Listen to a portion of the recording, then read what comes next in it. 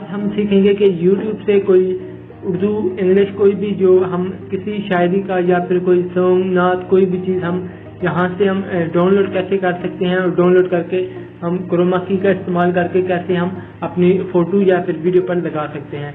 तो सबसे पहले यहाँ पर मैं सर्च करता हूँ कोई नात का कोई हम ग्रीन शीट ले लेते हैं। तो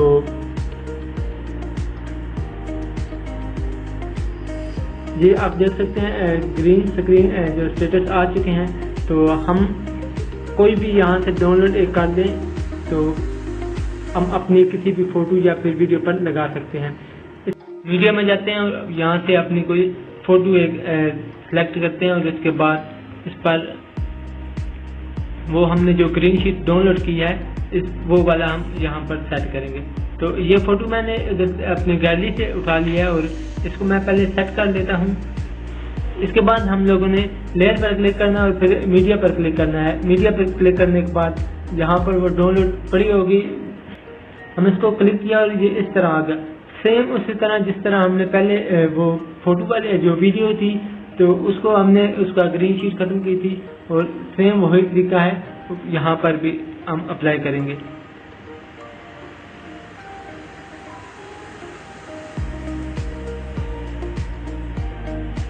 ये हम थोड़ा यहाँ पर सेट कर देते हैं और इसको हम प्ले करते हैं।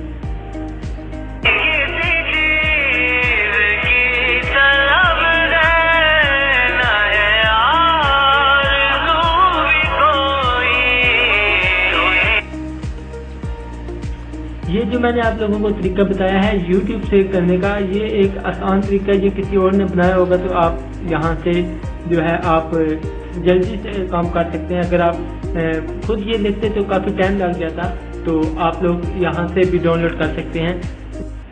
बताने का मकसद ये है कि ये बहुत ही इजी है।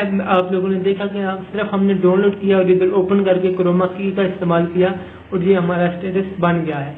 इसी तरह हम अपनी वीडियो भी बना सकते हैं। पीछे एक ग्रीन शीट रखें और उसके सामने आप अपनी वीडियो बनाएं और उसके बाद लेयर में जाकर वो वीडियो लेयर में जाकर मीडिया में जाना है। मीडिया में जाने के बाद ओपन करके यहाँ से हम क्रोमा की का इस्तेमाल करके बैकग्राउंड कोई भी अपनी मर्जी का लगा सकते हैं, जो हमने पिछली वीडियो में सीखा था।